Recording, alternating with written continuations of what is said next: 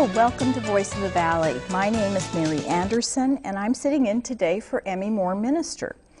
Our special guest is Katherine Chernick Fauvre. I love saying that, like I really understand French because it's French, the Fauvre.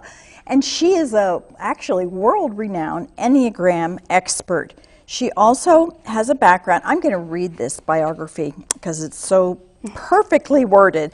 Katherine Chernick Fauvre, founder of DragonWorks Consulting, Enneastyle, and EnneaX, is a published researcher on the Enneagram and the instinctual subtypes. She is a certified Enneagram teacher with Palmer Daniels, Riso Hudson, and Hurley Donson, and has also studied with Condon, Naranjo, Wolinski, and Jackson Bear.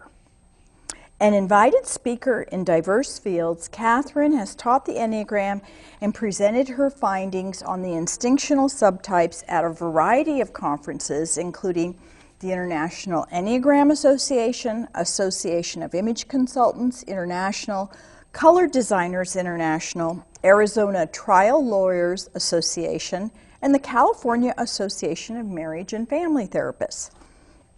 In addition, she is a former member of the board of directors of the International Enneagram Association and has an extensive background in image consulting and personal growth in the corporate world.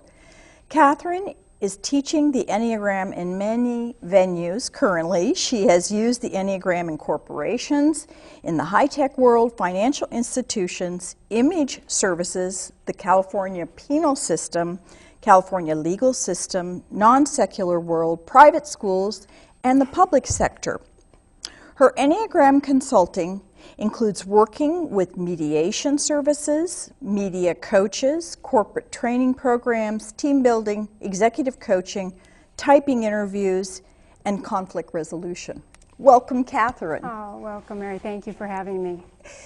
Well, I will just start off by saying I am continually on a journey to learn more about the Enneagram. I found it to be one of the most valuable studies of human nature to help me in sales, in conflict resolution, even with children, to helping me understand when someone gets angry. I mean, it just is so valuable as a tool to give you an opportunity to sort of be on the other side. So I'm wondering, should we start off with talking about the Enneagram, the symbol, and then we'll talk about the 9 different numbers? Yes, let me address what you said. The Enneagram is a very complex system. After 20 years, I learn more every day with each client, each situation that I encounter. However, it is a simple, easily understood 9-point personality system that enables people to at least see the traits and the qualities that are different from the other types. We each have one. There are only 9. They all are positive. They all have difficulties, assets, liabilities. But we have one predominantly that's in charge, like our CEO, and that's what's very helpful in relationships, in working with others, whether it's personal or professional or family of origin. It helps improve every dynamic in your life that involves others, even actually with respect to yourself. It can help you develop critical self-awareness. And understand why something, like maybe when your boss gets really short when there's a deadline and seems so angry, to be able to understand that that's maybe more about him than you or her than you. Right. It enables you to depersonalize what feels so very, very personal. And to recognize that it's just a different tracking system, a different personality style that's motivated by different things. It's not what we do, but why we do it. Okay, now I know of another, well, there's actually, I'm sure, lots of different personality systems, but there's one, the Myers-Briggs.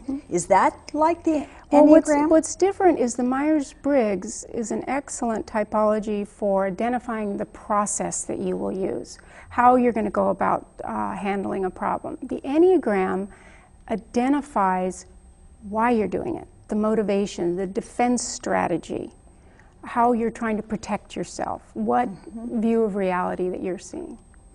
Okay, so if we had the problem of moving the table, you know, out to the parking lot, we would both come at that differently, and maybe we'd disagree on how we would do that. And you're saying the Enneagram would help me to understand your kind of thinking about how to solve the problem. Yes. Mm-hmm.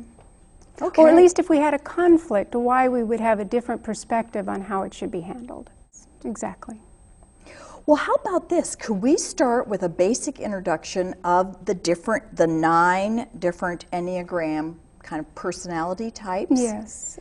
Okay. So the symbol itself, it goes back to Pythagoras, but the way we're using it today is based on a psychological understanding of these 9 types. They're around a circle because they're all equal. There's no one type is better than any other. They're in 3 different centers, and that's simply because 3 types are motivated by the same center. The green types are motivated by gut and instinct. The pink types are motivated by their heart and relating and feelings and their image. And the blue type, the 5, 6, and 7, are motivated by their head, their ideas, assessments, and rational thinking. The key thing is that the 8, 9, and 1 kind of give us the power of the Enneagram, and it's that it is a profound and comprehensive tool to really harness and transform self-defeating behavior into truly life-enhancing personal empowerment. The gift of the Enneagram is that the Enneagram, one can, through self-discovery, create and sustain meaningful and lasting relationships, improve those relationships with others. And the wisdom of the Enneagram is that it recognizes these 9 very different yet inherently valid views of reality. Mm-hmm. And we need all 3. We need aspects of all 3. We need all 9 types. And at a glance, the 1 is the perfectionist, the reformer, the judge, the crusader, and can be a critic. The 2 is identified by being the giver, the helper, the nurturer, the caretaker. The 3 is the performer, the motivator, the achiever, the producer. The 4 is the tragic romantic, the kind of the tragic individualist as well, and the mystic. The 5 is the observer, thinker, investigator, sage. The 6 is the devil's advocate, loyalist, skeptic, and guardian, and or rebel, actually. Mm-hmm. They're either compliant or rebellious. And the 7 is the epicure, the entertainer, the optimist, the adventurer. And the 8 is the leader, the solution master, the maverick, the protector, and can be intimidating. Each type has a positive and negative. And the 9 is the peacemaker, the mediator, the naturalist, the accommodator, and can be held back at times, you know, because of this desire for peace. Okay, so when you talk about, I think that's a great way of looking at it. You talk about the head, the heart, and the gut, and it's sort of 3 different kinds of thinking energy, maybe feeling energy, and more sort of action energy. In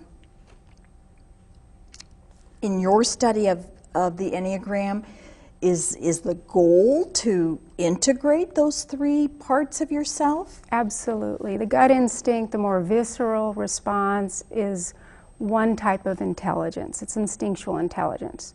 The heart is more the emotional intelligence that's come out a lot in the last few years.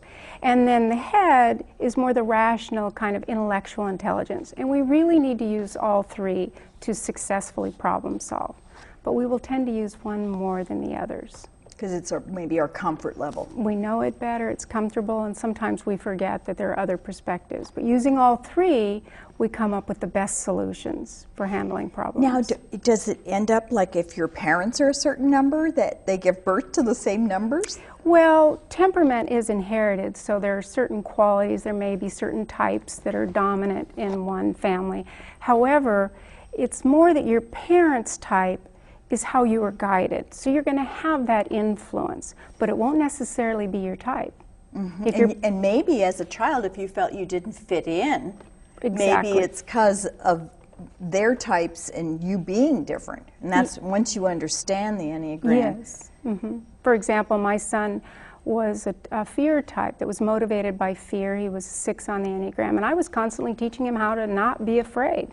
And then my younger son came along, and he was the same type that I am, an 8, and he understood that message. And so it helps for parents to understand their own type when they're teaching their children and motivating their children by understanding where the child is coming from. Yeah, as I mentioned in the introduction, I found it very, very valuable for understanding my children who are different than I.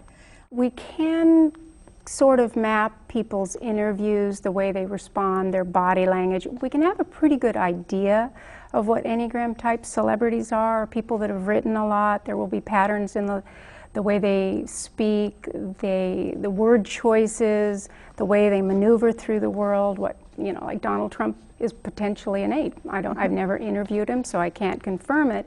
But his demeanor, the way he talks, sounds like an 8. And on the website at enneagram.net, we give examples of potential celebrities or people in history, what type they may have been. And it's helpful. We have videos on there to show you little clips so that you can see the body language, like who sits forward, you know, who slinks down or looks... lowers their head. Yes, it's a very different perspective, and body language is a part of our image. It's a part of our presentation. And probably clothing too. Clothing, yes. However, we all have to dress for certain roles, like when we need to be professional, we need to be far more tailored, and when we are dressing for ourselves, maybe we'd be very casual or funky, something of that nature. But why we would choose the outfit would be indicative of type. So if someone had the same exact outfit that I have on today, maybe it's because they love the color green. 8s would choose it because they were comfortable and they felt empowered in some way. Sort of grounded, maybe. Grounded, solid, centered. Like nothing's going to limit me. I'm not going to deal with having to tend to anything. No ruffles or stuff. Not too much stuff. Interesting. So when when a person first starts learning about this, what is a typical learning curve before you can start to kind of get a feel for it, and how would you recommend someone begin their journey in studying the Enneagram?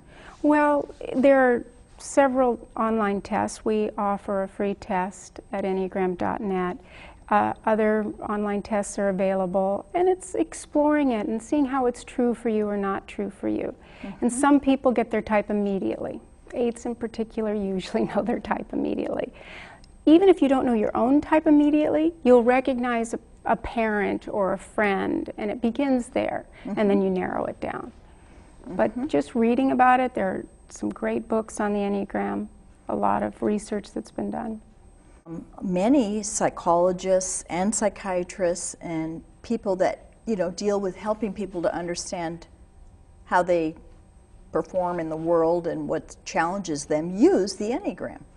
The Enneagram as we teach it today is really a psychological tool, but it's based on those basic principles that there are 9 motivations. And Ennea is simply Greek for 9.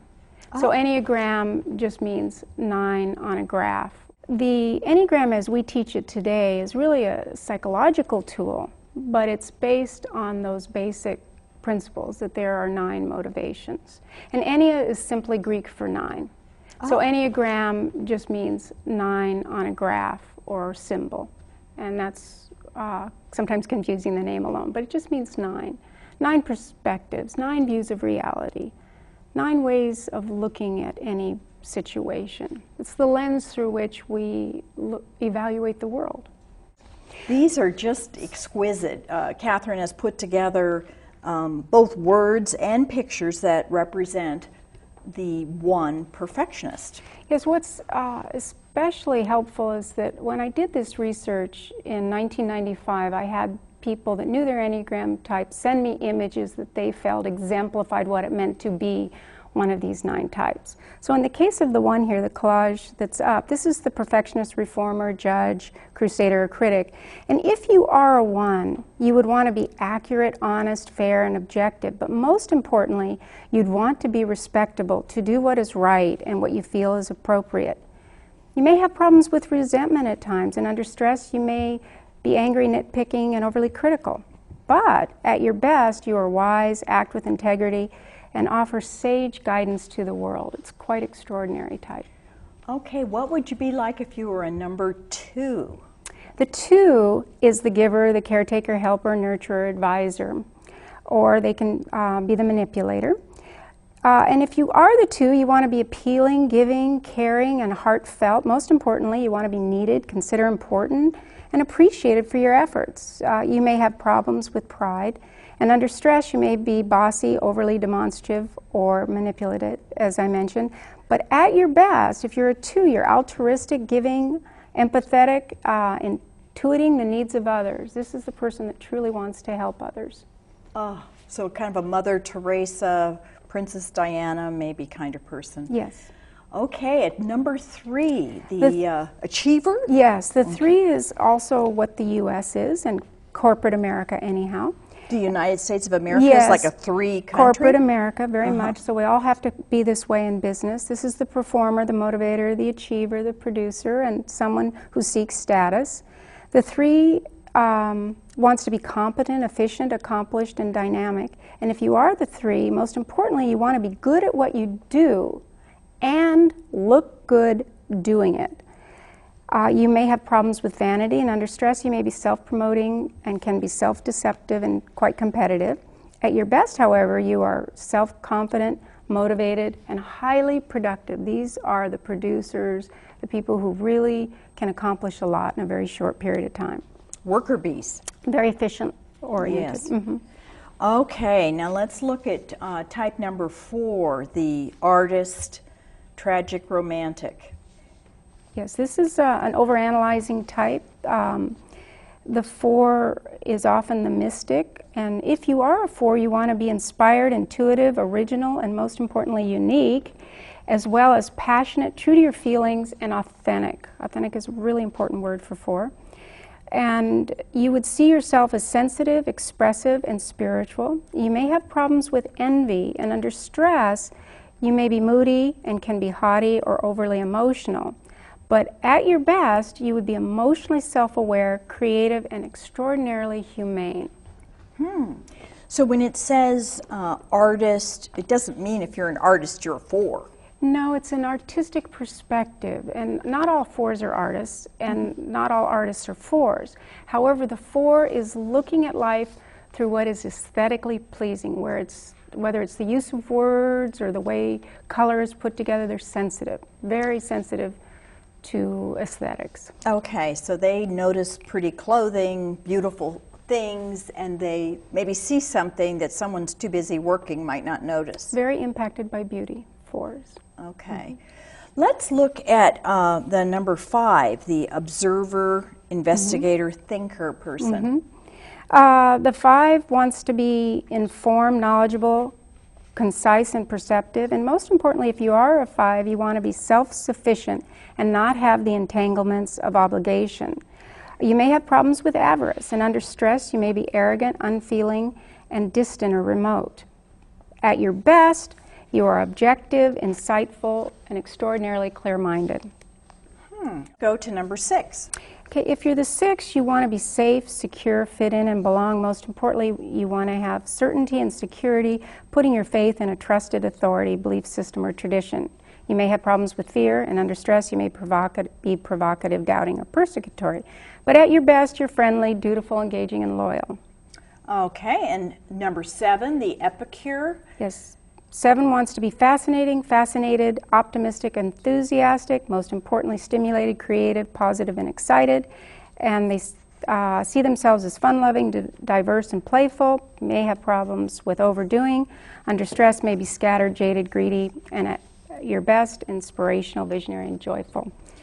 Okay, and number 8, the leader. The 8 wants to be open, honest, direct, and straightforward. Most importantly, independent, direct their own course. They have problems with being excessive, going to extremes, maybe intense, overpowering, unwilling to self-limit, and make great magnanimous leaders. And number 9, the final number. Peaceful, relaxed, comfortable, natural, want to be agreeable above all else, avoid conflict, may have problems with inaction, and under stress may be passive-aggressive or indifferent, but at the best, they're accepting, mediate differences, and are universally connected. Wow, we just went through a lot of information. I think I'd tell the guests we'll do another show with Katherine, and please visit her website, enneagram.net, and study this some more. I promise you'll have some fun, and I thank you.